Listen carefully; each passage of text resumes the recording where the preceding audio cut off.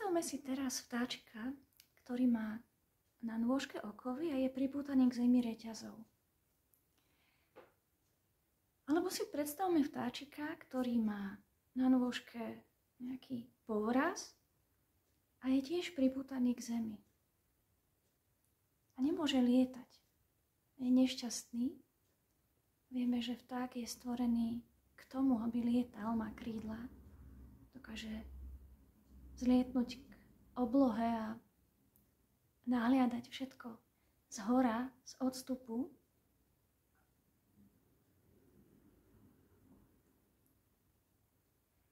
A teraz si predstavme toho istého vtáčika, ktorý je pripútaný k zemi, priviazaný k zemi len tenkou niťou. Tá niť môže byť krásna, elegantná, môže byť zo zlata, je to tenučká niť, lahučká niť. A napriek tomu ten vtáčik nemôže zlietnúť. Nemôže byť tým, kým je. Nemôže byť tým, čím je vo svojej podstate. Je vtákom. Má krídla a má lietať. Ján z Kríža píše, že vtáčik je stvorený k tomu, aby lietal. A to sme my. To je naša, tak povediac, duša. To je naše vnútro. To je to, kým sme, naša pravá identita. A Ján z Kríža hovorí, že je úplne jedno, či je vtáčik pripútaný k zemi reťazou, lanom, povrazom, alebo len tenkou niťou, hoď aj zo zlata, stále nemôže lietať. Stále je pripútaný. Tento krásny obraz vtáčika, ktorý nám predkladá Ján z Kríža, je iba jednou z mnohých metafor, ktoré používajú mystici a kontemplatívci k tomu, aby vyjadrili dôležitosť a takú radikalitu práve kvôli tomu, že tá niť môže byť aj veľmi tenká a stále nemôže ten vták lietať. Radikalitu slova pripútanosť, lipnutie. Každá tradícia má na to iný výraz. Možno by Ján z Kríža povedal, že nemôžeme byť slobodní, vnútorne slobodní, len trochu. Nemôžeme odpustiť len trochu, len šťastí. V zmysle odpustenia, v zmysle pripútanosti alebo odpútanosti je spiritualita mystikov a kontemplatívcov veľmi radikálna. Hovorí, že pokiaľ chceme byť šťastní, pokiaľ chceme lietať, pokiaľ chceme objaviť svoju vlastnú podstatu, svoju vlastnú identitu, to, kým naozaj sme v hĺbke, potrebujeme sa zbavovať všetkých zlatých nití, všetkých lán, všetkých okov, ktoré nás pútajú k zemi. Nie preto, že veci, ľudia, situácie, také rôzne majetočky, ktoré máme, by boli samé o sebe zlými. Ale preto, že pokiaľ na nich nezdravo lípneme, budú nás robiť nešťastnými. A budú nám zastierať to, kým naozaj sme. Poďme si to trošku rozobrať. Každá jedna tradícia duchovná hovorí o nepripútavaní sa. A buddhizmus má napríklad slovo lipnutie. Opakom slova lipnutie je nelipnutie. Veľmi často sa toto slovo v buddhizme vyskytuje, používa. Kresťanstvo má v tradícii majstra Eckharta, ktorý hovorí o odpútanosti. Odpútanosť nie je nič iné ako opak pripútanosti. V evanjeliách Ježiš hovorí o chudobe. On nemyslí a nevyzdvihuje fyzickú chudobu, že máme byť chudobní, máme úplne doslova, že všetko predať, všetko nechať tak. On vie, že chudoba je zlom. Keď človek nemá čo jesť a nemá si čo obliecť, keď nie sú zabezpečené jeho fyzické potreby, to je samo o sebe zlom. To je len obraz. Ten obraz hovorí o tom, že blahoslavení sú tí, ktorí sú chudobní v duchu. Lebo ich je kráľovstvo nebeské. Lebo ich je to, kým naozaj sú. Im sa objaví, im sa otvorí. Oni uvidia svoju pravú identitu. Práve preto, že ich nič neťaží, nič nepripútava, nezdravo nezväzuje. Pokiaľ chceme ešte iný termín použiť, ktorý nám je taký bližší, pripútanosť, lipnutie, hromadenie majetokov, je to isté ako termín závislosť, ktorý poznáme z iných kontextov, ktorý nám už je taký bližší z moderného slovníka. Nezdravé závislosti nemusia byť iba na drogách alebo alkohole alebo na YouTube. Môžeme byť nezdravo pripútaní alebo závislí na nejakej osobe. Koľko utrpenia nám to spôsobuje? Závislosť si nemeňme alebo nezamieňajme s láskou. Môžeme byť závislí na našich vlastných predstavách o tom, ako to so svetom je, ako je to s Bohom. Tým pádom, že sme na tom závislí, stane sa to, že sa s tým identifikujem nezdravo. Závislosť je len spôsob prejavov ega. Pripútanosť je len spôsob, ako ego sa identifikuje s vecami, pretože ono samo nevie, kým je. Ono samo nerozumie samo sebe. Stále sa cíti ohrozené, preto sa zabezpečuje. Sme hovorili, že ego je v podstate mechanizmus prežitia. A ja sa zabezpečujem. Mám svoje názorové bezpečie. Pokiaľ mi niekto bude oponovať, tak sa cítim ohrozený. A budem proti nemu bojovať nejak argumentatívne alebo vnútri, budem sa búriť, ako si to môže ten človek myslieť, ja si to myslím niečo iné, moja pravda je, predsa ja mám pravdu. A nepripustím žiadny iný názor, pretože na ňom lipnem na svojej predstave o tom, ako veci sú, ako realita je, nič iné nie je. Je to čierno-biele. Takže spôsobov lipnutí je veľmi veľa. A problém je, že pripútanosť nám bráni lietať. Bráni nám odhaliť to, kým naozaj vo vnútri sme. Majster Eckhart hovorí, že Boh je odpútanosťou. Používa to slovo Boh. My ho nemusíme používať, to slovo nie je dôležité, ale hovoríme o jednej a tej istej skutočnosti, ktorá odkazuje na pravú realitu toho, kým sme, po čím sme, alebo čo je našou pravou podstatou, čo je našim vlastným bytím a čo nás môže urobiť šťastnými, pokojnými, celistvými, naplnenými. Čo prostredníctvom nás prináša svetu pokoj, radosť, lásku.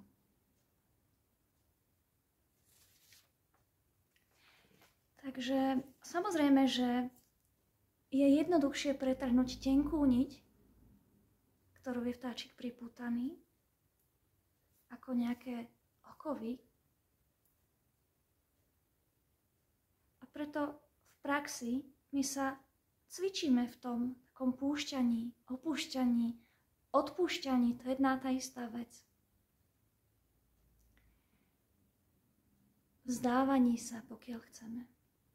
A máme to spojené s niečím hrozne negatívnym. Máme to spojené s tým, že vzdávanie sa je ťažký asketický výkon, že ja teraz budem strácať. Skutočnosť je však úplne iná. my tým púšťaním prichádzame k slobode. Oslobodzujeme sa.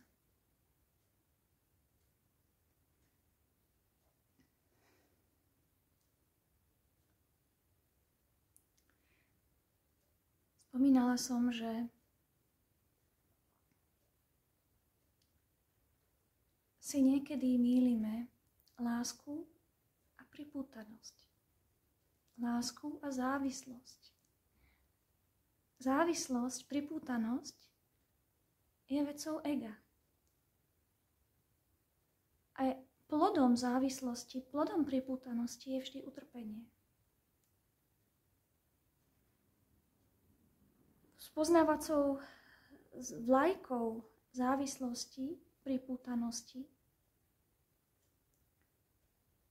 týchto mechanizmov ega, ktoré sa identifikuje s niečím, pretože inak s niečím vonkajším, inak nevie, kto je, inak sa necíti bezpečné. Poznávacím znamením pripútanosti je tlak. Niečo nás pudí, núti, tlačí k tomu, aby sme na niečom boli takí prilepení. A láska netlačí, láska nie je lepkavá. Závislosti sú také lepkavé. Aj emócie, ktoré sa spájajú so závislosťami, s pripútanosťami, sú také lepkavé. Spomeňme si, aká lepkavá je napríklad zamilovanosť. Zamilovanosť nie je láska. Zamilovanosť je potreba naplniť alebo nejak doplniť seba samého tým druhým a túžba vlastniť ho. Túžba vlastniť to nie je láska. Láska nie je nutkavá. Láska ma nenúti k niečomu. Kdežto závislosť ma núti, ma zväzuje, ma zotročuje. Láska nezotročuje. Ego zotročuje. A ego je otrokom svojich pripútaností, svojich nutkaní, svojich závislostí.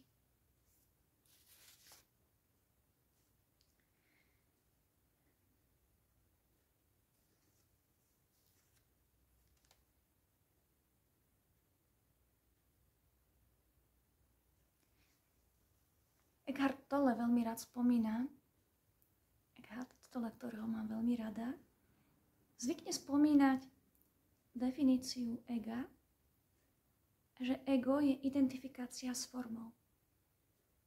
A čo je identifikácia s formou? To nie je nič iné ako lipnutie, to nie je nič iné ako zavesenie sa na niečo, čo je externé, čo nie je mojou podstatou. Hľadám svoju identitu v niečom, kde ju nemôžem nájsť. A preto som odsúdená k tomu trpieť. Niekto môže lipnúť na svojom zovňajšku. Ale všetci starneme. Niekto môže mať dokonalé telo, môže sa o ňo starať. Čo je samo o sebe dobrá vec. Aj zdravie tela, aj šport, aj všetky tieto veci sú dobrou vecou. Ale pokiaľ sa na to zavesím a budem lipnúť len na tom, že sa stotožním, že ja som týmto pekným telom a túžim, aby druhí ma obdivovali, pretože mám takéto telo, lebo chodím do posilky a tak ďalej, tento postoj je už postojom lipnutia. A mne spôsobí utrpenie, pretože jedného dňa toto telo zvedne. Nevyhnutne vedie k utrpeniu. Každý druh lipnutia vedie k utrpeniu. Vo vzťahoch je to veľmi časté. Pokiaľ na druhého sa zavesíme a nedávame mu slobodu,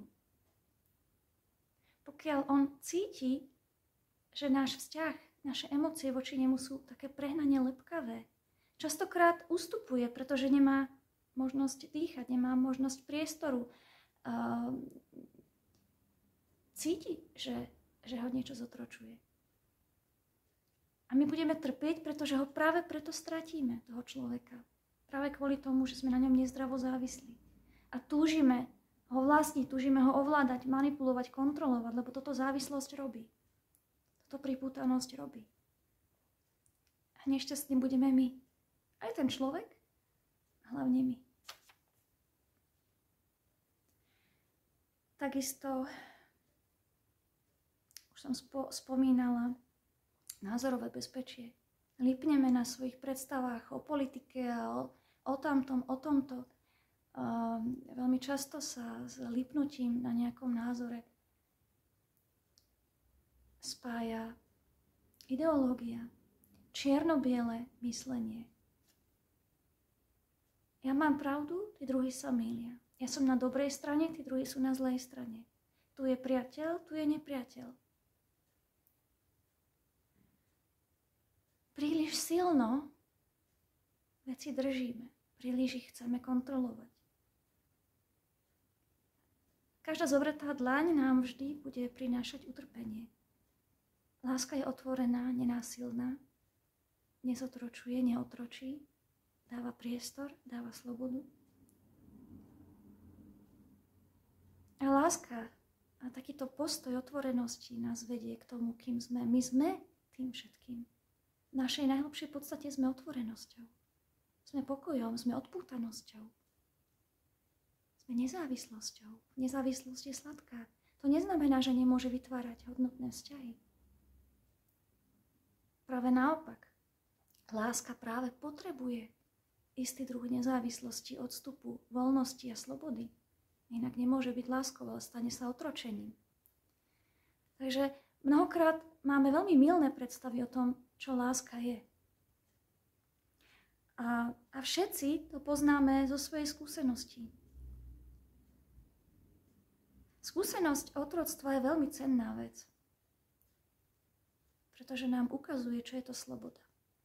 Ukazuje nám to, čo je naozaj hodnotné, že nie tie majetky, ktoré si strážime a ktorých sa držíme, ale naše vnútorné, ten priestor, pokoj a sloboda, ktorý tríšti zvnútra z nás a ktorý nás môže dokonale naplniť a premeniť, až pokiaľ sme ochotní odstrihnúť všetky naše nite. V praxi, ako som spomínala, robíme to postupne. Len málo kto z nás má také výnimočné prebudenie, osvietenie, oslobodenie, že všetky jeho laná, nite a okovy padnú naraz. Sú také prípady. Ale väčšina z nás ide postupne pomaly. A oslobodzuje sa a púšťa a odpúšťa.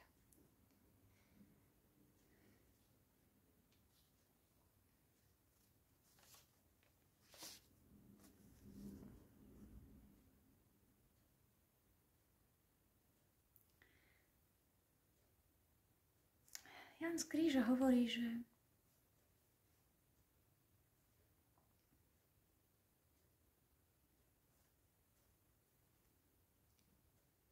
sme stvorení k tomu, aby sme lietali. A my naozaj túžime lietať. Každý z nás vnútorne cíti, že chce byť šťastný. Náplňa nás radosťou, keď vidíme, otvorený horizont. Predstavte si more. Horizont modrej a nad tým modrá obloha. Ten priestor nás naplňa proste nádych, výdych, šťastie, odľahčenie. Nič nás nezväzuje. To je obraz, to je symbol, ktorý nás veľmi silno pôsobí. Preto milujeme výstup na horu, odkiaľ vidíme šíry priestor, kde nás nič nezväzuje, kde máme, najradšej by sme sa tak rozleteli. To všetko sú symboly, vizuálne symboly, ktoré na nás vplývajú, ktoré nám hovoria o tejto vnútornej slobode, ktorá prichádza, pokiaľ my sa naučíme púšťať. A naopak, symbol otroctva, okov, tlaku, zotročenia nám hovorí o tom, čo znamená lipnúť, byť závislý. Ľudia, čo bojovali so závislosťou, najlepšie vedia nejakého druhu, najlepšie vedia, aké veľké utrpenie je tá nutkavosť. Niečo robiť. Nesloboda. Rozhodnúť sa, čo vlastne chcem, pretože musím to spraviť. Niečo ma tlačí vnútorne, nejaká emócia ma núti niečo vykonať, s niekým byť, niečomu sa podriadiť.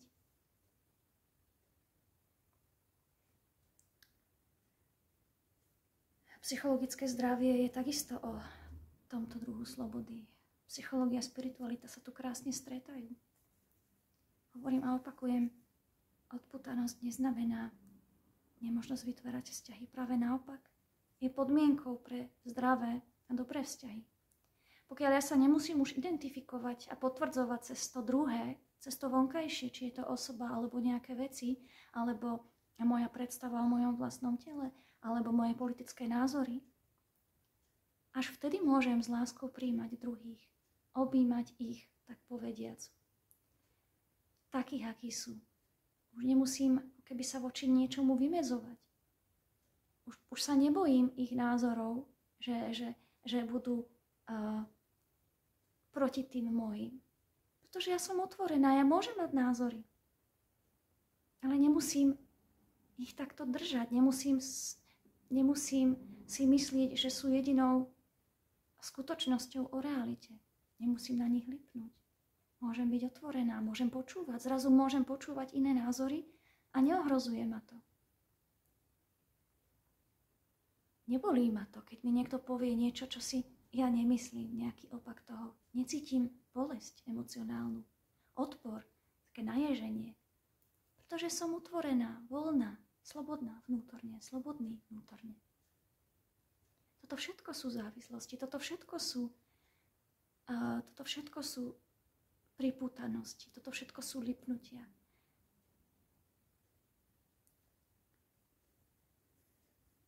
A kde sú lipnutia, tak tam sa rodí násilie vždy zákonite. Keď niečo krčovito držím, zvieram, keď na niečom lipnem, tak keď mi to berú, tak budem bojovať a budem trpieť. Aj keď mi to neberú, tak budem bojovať, lebo budem to presadzovať, lebo mám pocit, že to musím ako keby potvrdzovať všade naokolo seba. Ten druhý musí takisto vnímať svet tak ako ja. Nie, prečo by musel? Je slobodný, nemusí.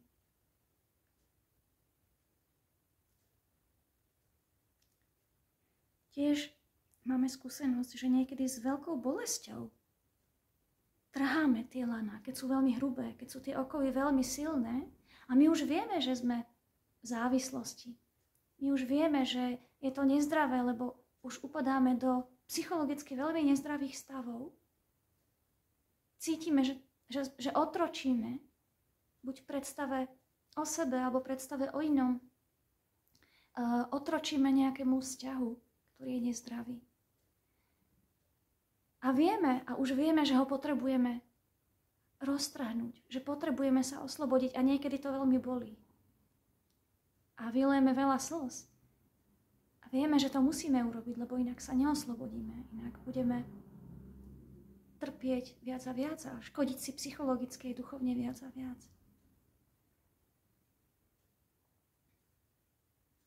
Ale keď to spravíme, a určite máte takú skúsenosť, keď to dokážeme, začne do nášho života prúdiť pokoj.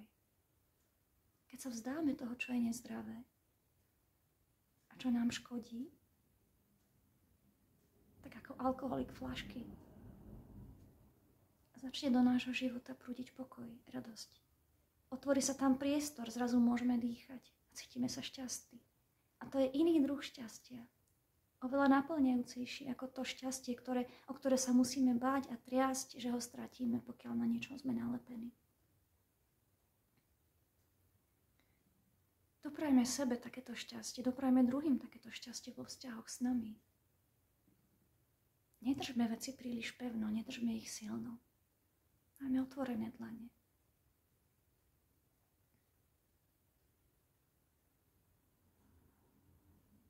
Zopakujem ešte raz ten krásny výrok svätého Jana z kríža, veľkého španielského mystika stredovekého. Hovorí, je jedno, či je vtáčik spútaný pevným povrazom alebo len tenkou niťou, stále nemôže vzlietnúť. A dodajme k tomu to, že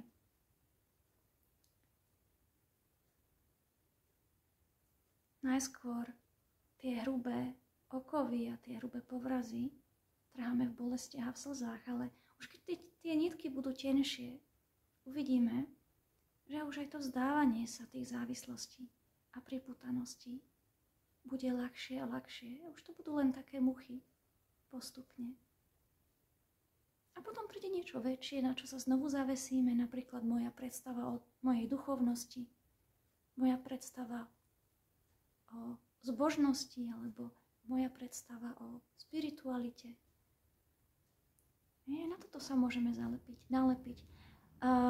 Predstava o tom, že mám byť, teraz som veľmi duchovný a nemôžem sa na nič nalepiť. A nalepím sa na tú predstavu, že sa nemám na nič nalepiť. A keď sa na niečo náhodou trochu nalepím, tak potom trpím, lebo som nedostala vlastnej predstave.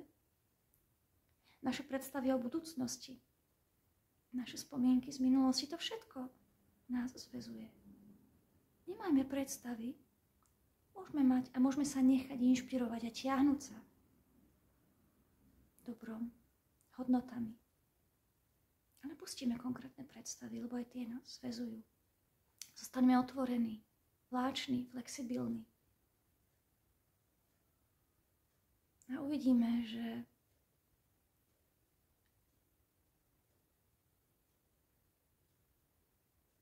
naša identita sa začne prejavovať, naša pravá identita sa začne prejavovať presne vtedy, kedy sa má, tak ako sa má, spôsobom, ktorý bude korešpondovať s realitou, ktorej budeme šťastní. Šťastnejší a šťastnejší ľudia s nami, ktorí budú v našej blízkosti, takisto sa budú oslobodzovať tou našou vnútornou slobodou. Doprajme ju svetu aj sebe.